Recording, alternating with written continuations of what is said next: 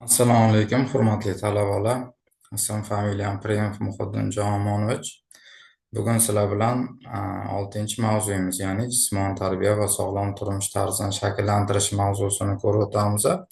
Mavzu mobaynida bizda a, quyidagi rejalarimiz mavjud. Birinchi rejamiz jismoniy tarbiyaning maqsad va vazifalari, ikkinchisi milliy sport turlari va jismoniy madaniyat, uchinchisi zamonaviy texnologiyalar va jismoniy faoliyat bo'lsa, to'rtinchisi esa yoshlar orasida sog'lom turmush tarzini targ'ib qilish nomlanadi. Hop, jismoniy tarbiya nima? Jismoniy tarbiyaning qanday maqsad vazifalari bor deydigan bo'lsak, hammamiz bilamiz. Aynan jismoniy tarbiya bizni kundalik faoliyatimizdagi eng zarur bo'lgan jismoniy sifatlar, ya'ni kuch, chaqqonlik, chidamlilik, epchillikni shakllantirishga qaratilgan demak tizimli faoliyat sanaladi. Uni asosiy maqsadi aynan shaxsni jismoniy, ruhiy hamda irodaviy imkoniyatlarini uyg'unlashtirishdan iboratdir. Haqiqatda xalqimizda bir dono gap bor.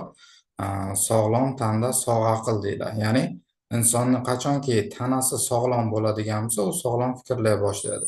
Va bu jihatdan aynan jismoniy tarbiyani quyidagicha vazifalari majmuasini o'zi demak qamrab olgan. Birinchisi aynan tana tuzilishi hamda fiziologik tizimlarni mustahkamlash bo'lsa, ikkinchisida esa sport madaniyatini shakllantirish, ya'ni uni muntazam odatga aylantirish, sport bilan shug'ullanishni bo'lsa, uchinchisi esa yoshga oid mashqlar orqali sog'liqni mustahkamlash, ya'ni agarda biz o'zimiz yoshimizga mos bo'lmagan mashqlarni qiladigan bo'lsak, albatta u bizga qandaydir jismoniy jihatdan yoki tibbiy jihatdan zarar beradigan bir kasallikka sabab bo'lib qolishi mumkin. To'rtinchisi irodaviy sifatlar, ya'ni aynan sportchilarga xos bo'lgan qat'iyat, sabr-toqat hamda maqsadga intilish kabi sifatlarni shakllantirishni o'z vazifalaridan biri sifatida olgan bo'lsa, hamda beshinchi vazifasi esa aynan jismoniy tarbiya jamiyatni sog'lom birlashtiruvchi omil sifatida o'z vazifalaridan biri sifatida uni qamrab olgan.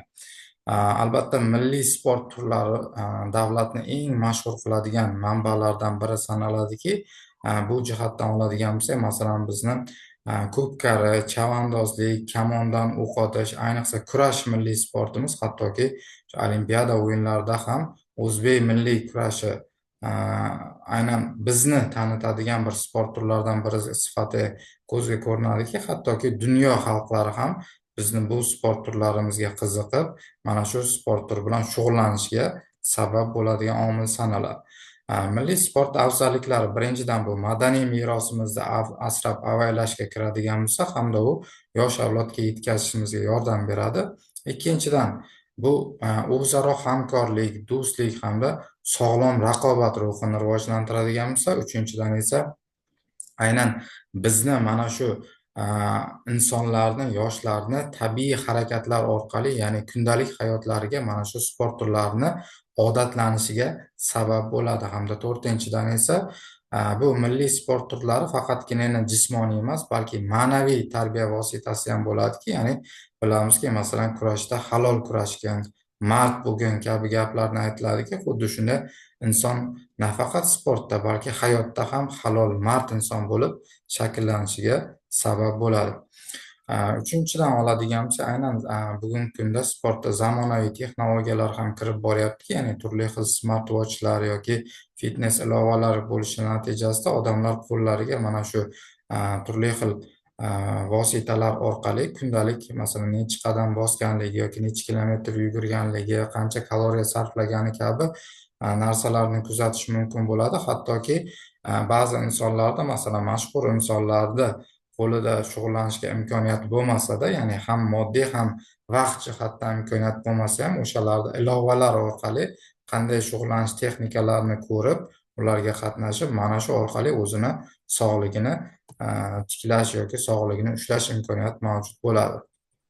Albatta, sport sohasida sport tibbiyotiga ham e'tibor qaratish kerakki, chunki noto'g'ri sport bilan shug'ullanish yoki noto'g'ri dietalarga yoki noto'g'ri sport ovqatlaridan foydalanish insonni jismoniy faoliyatini, jismoniy holatini yaxshilash o'rniga teskari ham olib ketib qolishi mumkin. Shuning uchun doimiy ravishda belgilangan dasturlarda belgilangan tajribali sport trenerlaridan maslahatlarga amal qilinsa, bu faqatgina foyda bo'ladi.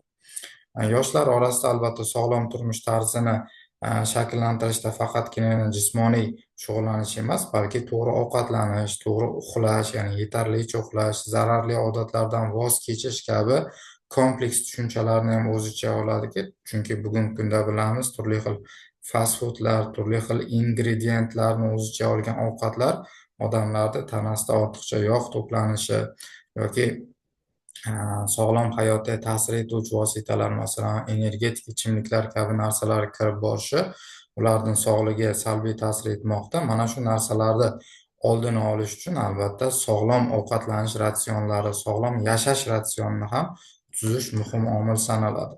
Buni targ'ib etish yo'llari quyidagicha, ya'ni birinchidan ta'lim muassasalarida turlicha sport tadbirlarini ko'paytirish bo'ladigan bo'lsa, ikkinchidan mahalla hamda jamoat joylarida bepul sport maydonchalari tashkil etish bo'lsa, uchinchisi ommaviy yugurish, velomarafon, sport festivallari tashkil etish. To'rtinchidan esa aynan ijtimoiy tarmoqlarda ham sport bilan shug'ullanishni targ'ib etish bo'lsa, beshinchidan esa aynan yoshlarni mana shu jihatdan targ'ib etish orqali kelajak avlodga munosib bir namuna bo'la olish aynan targ'ib etish yo'llari sanaladi. Shu jihatdan sport bilan shug'ullanish albatta insonga faqatgina ijobiy imkoniyatlarni ta'minlaydi. Keyingi darslarda ko'rishguncha sog' bo'linglar.